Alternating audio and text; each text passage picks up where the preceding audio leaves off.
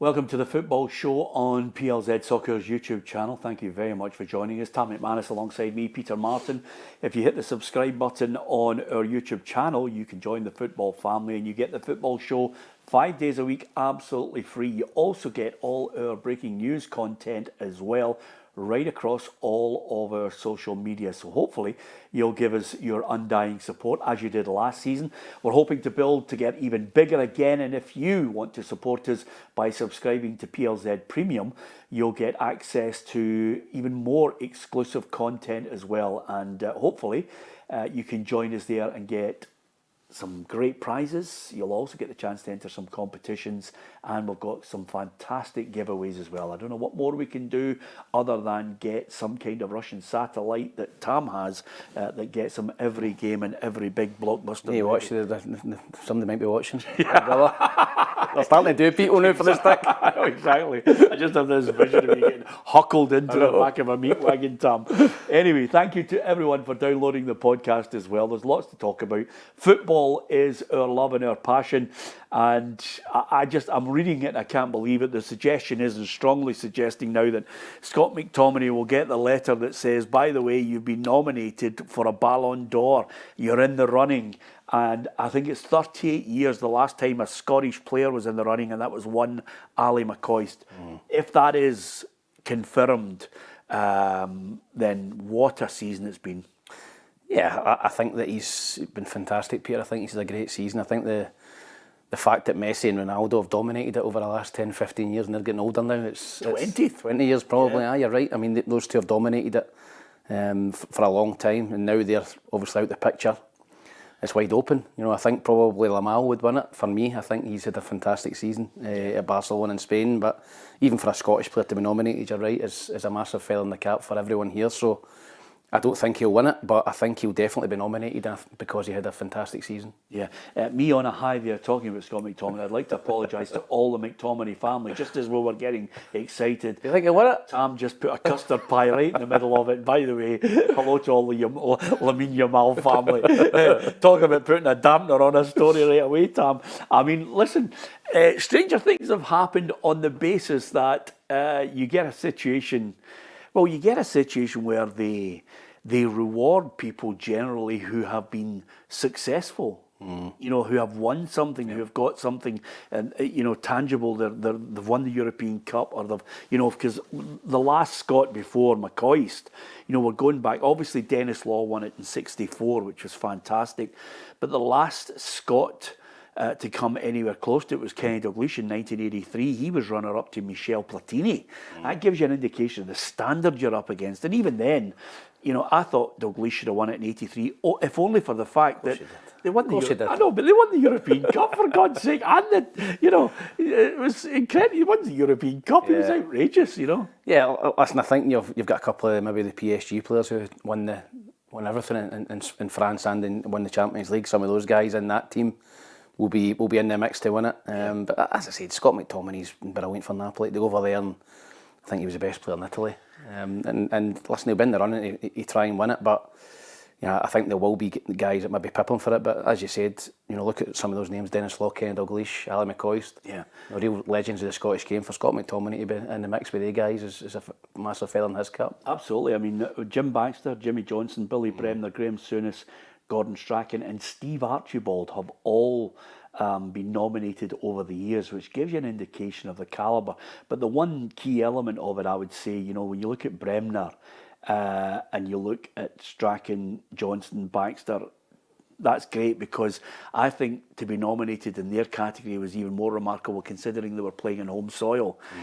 Souness is recognised by people across in Europe because they can see him play for Sampdoria. Steve Archibald was playing for Barcelona. I wonder sometimes if maybe British players, I mean, Michael Owen won it, but I wonder if British players sometimes don't get the chance to win it because the emphasis and the fixation is with European footballers, because it is a French-based competition at first. Yeah, I think if you're playing in Spain or Italy, Peter, places like that where the spotlight's higher than it is here, but English Premier League's probably the most watched league now in the world. So there's guys in that who will probably be nominated as well. Maybe Cole Palmer, guys like Chelsea who had a fantastic season. So yeah, you're right. It's difficult for difficult in the past for Scottish players to be playing in Scotland and be nominated. So guys like Jim Baxter, Jimmy Johnson, who played most of their days in Scottish football, for them to be nominated shows you the strength of the Scottish League back then. But just going back to it, Scott McTominay, if he gets nominated, I think everyone in Scotland will be thrilled that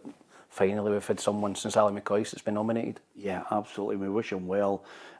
Even getting a nomination is great. The only problem is, like the Oscars, sometimes if you're actually in the hall and the cameras suddenly go on you and you hear Tam the name of somebody else, and meanwhile the camera's on you, and you've got, as the Oscars do, there's about 4 or 5 of them in a category, and the camera's on them, and you lose. I mean, I don't know about you, but I'd be like, I can't wait and get. I just think it's usually been a split screen with Messi and Ronaldo, isn't it, for the last 20 years?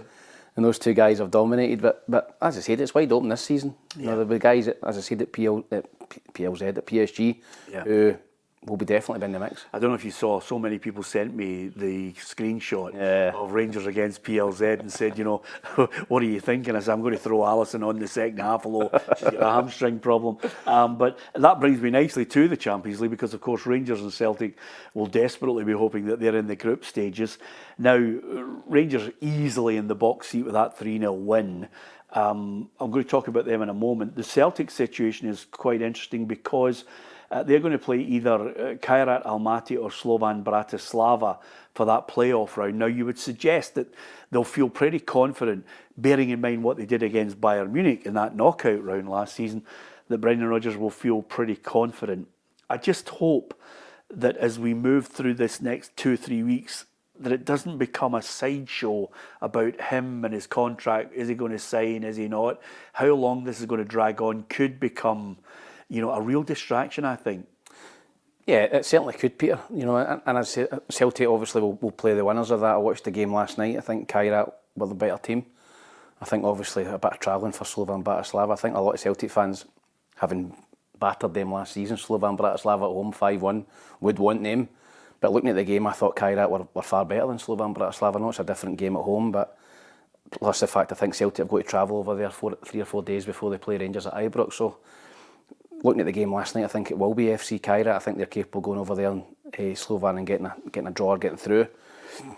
In terms of Brendan Rodgers, I don't think either side would cause Celtic significant problems. I think Celtic would be heavy favourites going into that, but I think it's always tricky going away from home. Kazakhstan's a long way away. Celtic I don't think have won over there. I think they've had 2 defeats and a draw, but they've always won the tie when they come back to Parkhead. I don't think they're great travellers. So yeah, I think in terms of Brendan, he'll be looking to bring another 2 or 3 players in before that tie.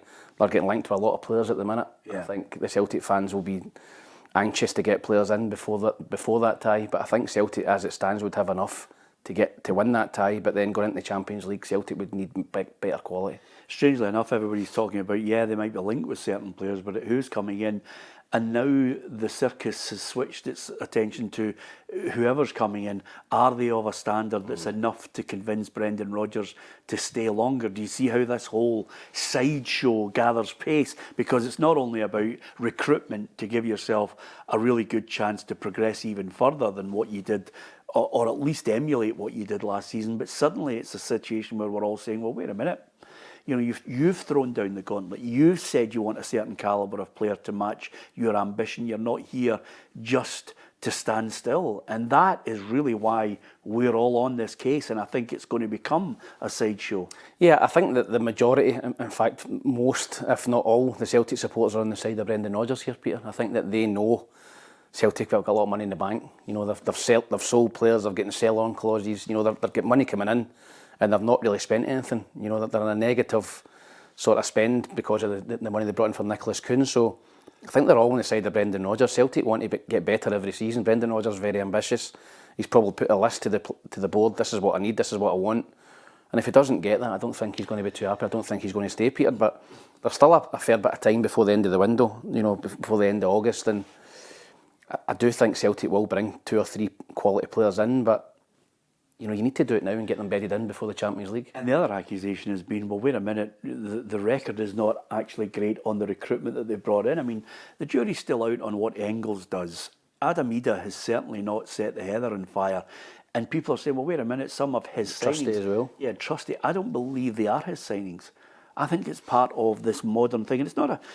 Listen, the modern day football, more often than not, a lot of clubs... I think Brendan would have the final say on it, but bring them in. He might have the overall final say, but sometimes the parameters of having the final say is, well, you're either getting him or it's too late, you're not getting anybody.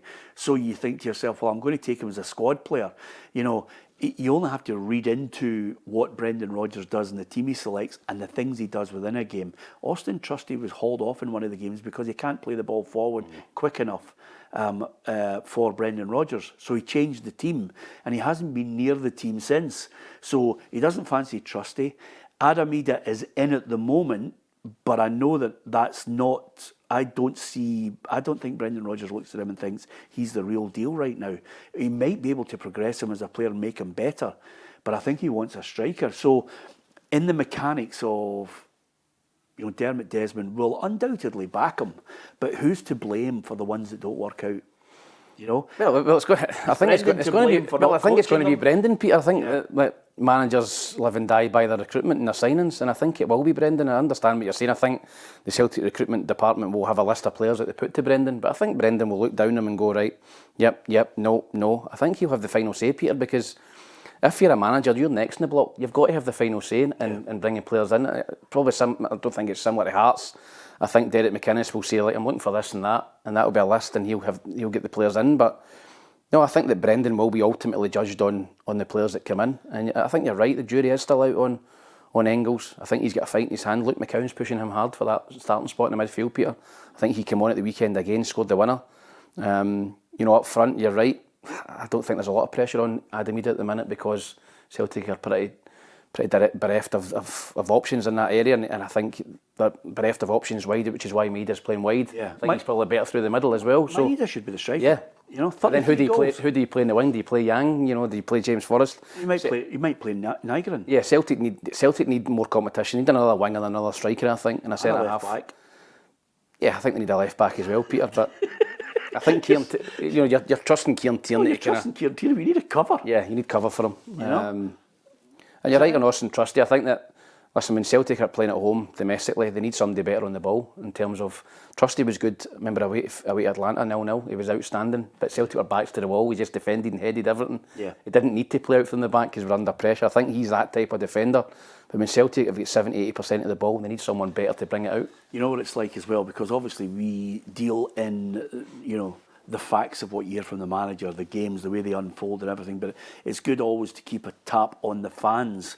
And the one thing about Scottish football fans is knee-jerk reaction is absolutely king. They can go from deflated in a Motherwell result to ecstatic after a 3-0 dismantling of Victoria Pilsen. But I saw one quote saying, I wonder what the reaction will be if Rangers qualify for the Champions League and Celtic don't. And really, the week of 26th, 27th of August, which will be the return legs for the likes of Rangers and Celtic in their potential games. I mean, Bruges won away from home in their match, which I think puts them in the box seat against Salzburg when they get back to Belgium. But Rangers would likely face Bruges. And as you said, Kaira in the box seat. So that week, the reason why I'm saying it's so significant, that week takes you into the return leg of the Champions League qualifier in the playoff round, and then it takes you to the weekend where Rangers host Celtic in the first derby of the season. Yeah, it's a massive week, Peter. You're right. I think that when you look at Rangers and Celtic, I think the draws fell kindly for both, to be honest. I thought Bruges were excellent at Parkhead last season. I think it was 1-1, and I thought they were the better team. I thought they dominated Celtic. Yeah. They went down and gave Aston Villa a game and actually done pretty well in the Champions League. But Rangers have had a good record against Belgian teams over the years. They've seen off a few. I think that's a 50-50 game for me. I think Rangers are through. I think that ties over with Pilsen. Celtic, you would think, would be favourites. So, listen, it'd be great if both go through. I think it's great for the coefficient. It's great for both clubs to pick up that money. But you're right, particularly if Celtic don't qualify and Rangers do, there'll be pandemonium at Celtic. So, yeah, it's a huge week. And listen, it's a pivotal week already. I think that Russell Martin got off to a poor start domestically in the league, but that result the other night and the performance, a lot of Rangers fans will be purring at that and think maybe there is a team here. I don't know about you, but like everything in life, you go through as you get more and more experience of looking at seasons that come and go. I've never you consciously try as you get older to not have that knee-jerk reaction. You look at teams, Celtic winning the league in 1997-98. Wim Jansen lost his first 2 games. They're calling for his head, but they get together. Russell Martin, people not happy with the draw. Postecoglou. Yeah, lost at Hearts. Yeah, and Russell Martin, a draw against Motherwell. Suddenly, he wasn't flavour of the month to get the job in the first place, and then all of a sudden, you start to see him change the side, drop players, bring hungry players in, and then you see those little triangles and people that want to play and want to run and want to put the effort in, and suddenly the Rangers fans have responded to that big time with them. I thought they played really well. You can be derogatory about the standard of Czech football and Pilsen, but I think it's more about what Rangers did on the night, and I think they played really well. I think they'll get past them. Bruges is a different kettle of fish again. It's a level up. But game by game, week by week, they've got Dundee. I think it's the perfect time for them to build even more confidence. Yeah, it is. And I think that Russell Martin's, 2 big calls the other night, both worked out perfectly. Dropping James Tavernier and dropping Nico Raskin. He's dropping your captain, dropping arguably your best player last season. A lot of supporters would be thinking, what's he doing? But I thought it was really impressive the way he done it and the way he spoke after the game. He's went after the 2 big guns. And I think when you're a manager, it's easy to drop the younger players and ones that are maybe just outside the fringes. If you go for the 2 big dogs in there, and you go, listen, the rest of the players, I know if I'm there and my captain's dropped and my best player's dropped, you think, nobody's safe here.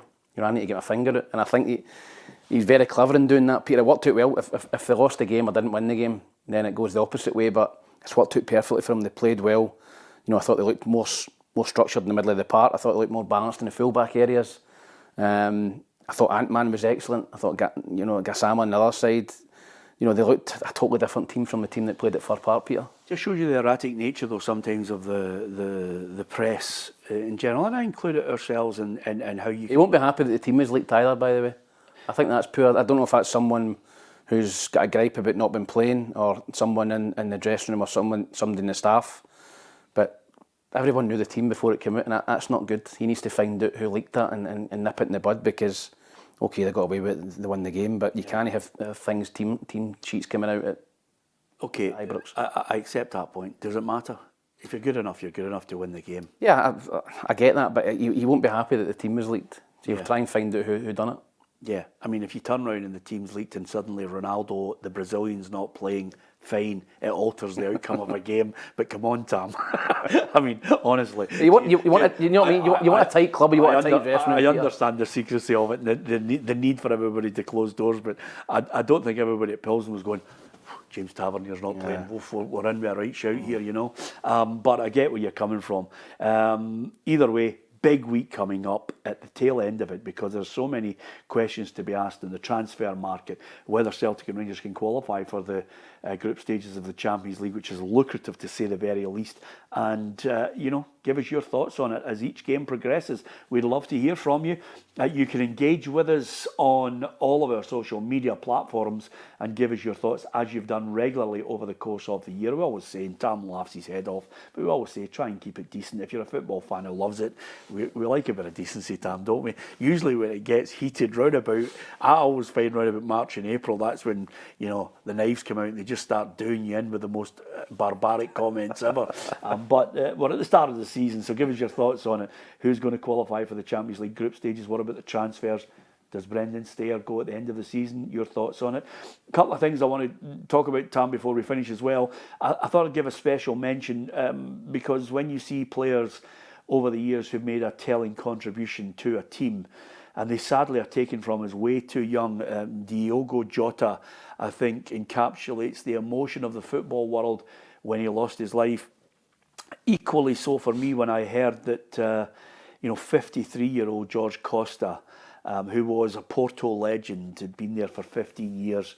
I think Jose Mourinho was very emotional when he was talking about it in his press conference, and shed a tear for the Portuguese legend, because he was part of, certainly not from a Scottish perspective, he was part of a team that should be lauded for what they achieved in winning not only the UEFA Cup in 2003, but the majority of them went on to win the Champions League in 2004. That Porto side was something special, and he was an integral part of that back line. Yeah, phenomenal team, Peter. I always remember the year after, obviously they beat Celtic in the final. And then the year after winning the Champions League, I remember Jose Mourinho running up the touchline at Old Trafford after Costinha scored in the last minute.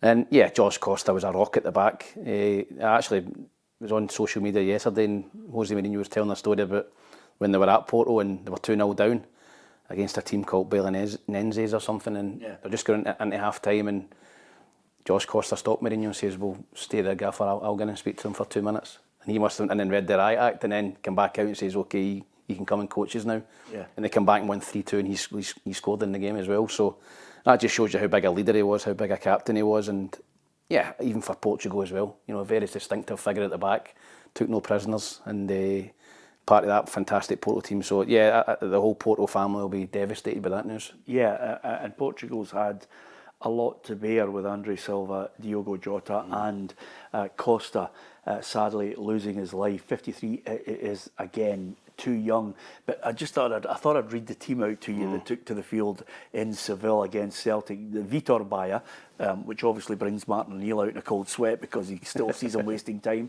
But Ferreira, I think he went on to play for Chelsea. Yep. Jorge Costa, Carvalho went to Chelsea.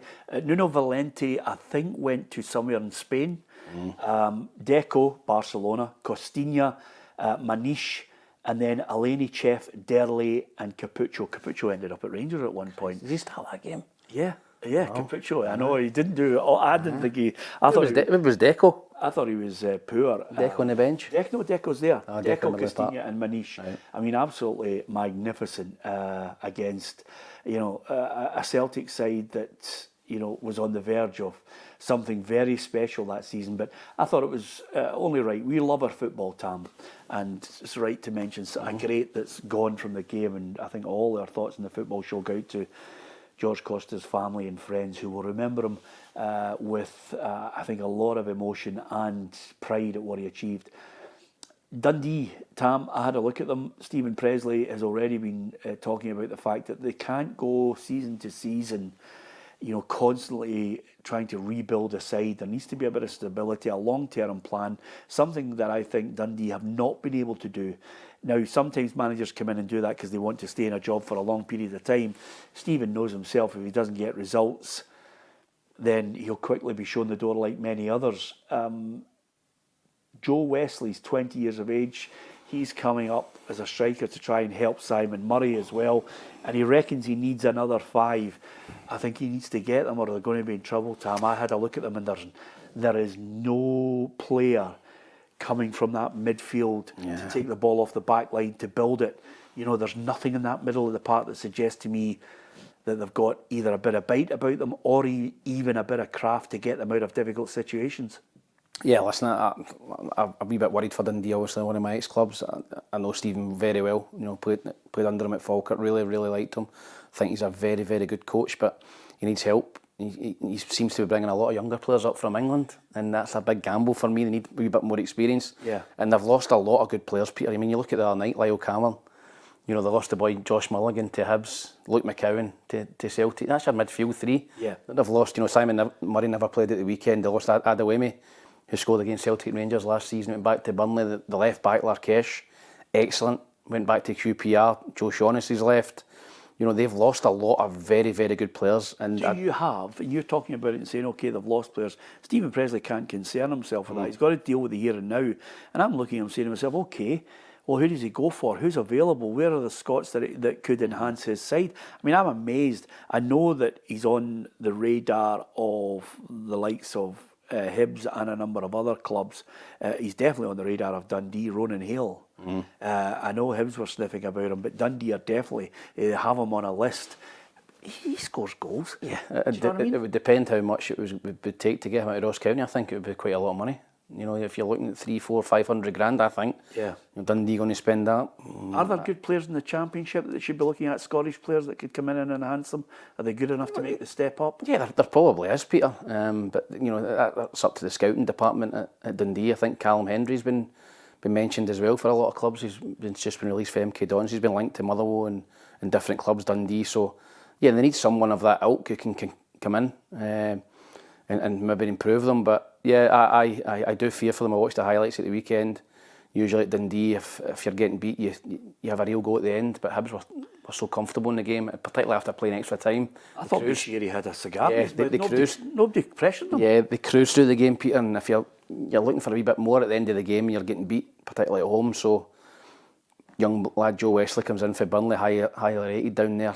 They need someone like that to come in and really hit the ground running. But yeah, unless they bring in 3 or 4 quality players, we bit experience are going to be in the bottom 2 or 3 all season. Okay, this is the part where we get a bit of engagement before we finish, Tam. I read this story and I thought automatically of Ruffy, right? And I'll tell you why. George Best's shirt from the semi-final win over Real Madrid, which was iconic, is up for auction. It's the one he wore in the semi-final in 1968. It's very rare that anybody was able to get a shirt out because it's not the same as today where you have one and then you have a backup and then you can give it away and they replenish it. Or in some clubs' cases, they charge you for replenishing it. But George Best was able to smuggle it out to, and I read the story and I started laughing because it says, smuggled it out to a girl called Joy. And this girl was well known by the players. And as I'm reading the stories, it started to unfold. I'm thinking, okay, I get the clear picture on this. George has gone out with Joy and he's given her the shirt, you know, and he's the top dog from 1968, El Beetle, I think they were calling him at one point. So it could get £10,000 to £20,000. She's kept the strip ever since. I mean, it's a number 7. It's iconic. Man United. It's fantastic, isn't it? I mean, if anything, what a great story. If you're Man United, if you're the historian at Man United, if you're holding the purse strings on the Man United museum, you go and buy that, don't you? Yeah, you do. But I don't think Jim Ratcliffe will be buying it. He probably won it for a tenner. Yeah. You know, the way he's cutting costs at Man United, I don't think he'll want it. But yeah, it's a massive part of Man United's history, and yeah, I think that'll go for a lot of money. There's no doubt about that. The Man United collectors of strips with. I think Joy might get a few quid, and fair play to her for keeping a hold of it all this time. Yeah, absolutely. She stuck it in a drawer in a plastic bag and made sure the moths don't get at it. That's what you've got to do, Tam. It's magnificent. And then the last thing, which brings me nicely to the strips, there's always little topics I like to get your thoughts on, but bearing in mind George Best, and when you think Ruffy said to us that his Zico top, his daughter, was wearing it as a night dress at one point when she was a girl, and some people actually don't place the same value on certain things. They're a little bit blasé sometimes, footballers, about it. But actually, just to back you up on that point, I seen the Hibs yesterday. Did you see the 150th birthday? They had all the strips up. So they had a Frank Sosie one with number 4 in the back, and it wow. two bombs, like 3 bombs on it for somebody smoking a joint. Is that right? And there was 3 V-holes. Is that right? From someone smoking, and it was someone who'd obviously just kept it, and supposedly I spoke to the guy and he said the guy wore it 5 sides and just sat in the house and had a joint and all that, and then just wanted it into the Hibs story. They bought it off him. So, unless Frank Sosie was having a few. Only in Edinburgh. I wanted to know there how you knew specifically it was a joint, but if you're telling me, then that's fine. But no, exactly, that's the thing about it. I mean, the late, great John Clark had so many brilliant strips that he had played against teams with, but he had them up in a couple of bags, and the moths ate through all of them. Wow. And he lost so many great strips that he'd played against some great players. I mean, he was... I think John Clark might have actually, along with Stevie Chalmers, played in one of the friendly matches against Brazil in the late 60s. I mean, these strips are unbelievable. I saw a great picture the other day there. It was an old picture from a Scottish football, memories, and it had David Neary wearing the 1982 Brazilian top because he scored against Brazil. Yeah, swap strips for him. Swap strips, and it looked fantastic. And I wonder which one it was that he got. And we love these things. You know what I'm like with memorabilia, Tam. But I wonder if there was a particular strip they weren't as commonplace to get a hold of in my day if I was playing five-a-sides or up the park with your mates, but I always wanted Cruyff's 14, and I had an old Ajax top which I just absolutely loved because there was a certain sparkle about the memories of Ajax. Was there one that holds it for you that you loved wearing and playing five-a-sides? Probably the Dortmund one with Paul Lambert was playing for Dortmund. Yeah. That's one of the first memories. I must have been 15 or 16 when Borussia Dortmund won the Champions League and he was playing, and I loved that kit. The luminous yellow and the bumblebee socks. I loved that Dortmund team. Karl-Heinz Riedler, Lambert, Sammer. Yep. Great team. Stefan Chapuisat. So that Dortmund strip. That's actually one of my favourite strips ever. I just love it. It's just Nike with a luminous yellow. It was just a great strip. Yeah. Brilliant. I think you've got one of them, I've got Lambert's one. Lambert's, yeah. Damn. Well, you can leave that to me. It's absolutely fantastic. That's my all-time favourite. I've actually got a brilliant, huge photograph of him, which he signed of him holding the European Cup in his Dortmund top, and he said to me, any chance you've got the negative of that so that I can get a copy? So he's absolutely badgering me for it, and I need to find it. It's in a box somewhere, but I'm going to be opening the boxes and showing you what's in the boxes. It's another feature we're going to do, what's in the box. Listen, we love our football. Hopefully you love it too. Hit the subscribe button on PLZ Soccer's YouTube channel. The football show is absolutely free. It's free to download in the podcast, and over and above that, it is free for you to watch it, and you can cover all our social media absolutely free with our fabulous reporters out getting the thoughts of managers and players, previewing games and post-match reaction. But over and above that, if you want exclusive content, giveaways, prizes, and lots of things that we're going to be bringing you over the course of the season, then why not sign up to PLZ Premium as well? Give us your support, and we will reward you. I can promise you that.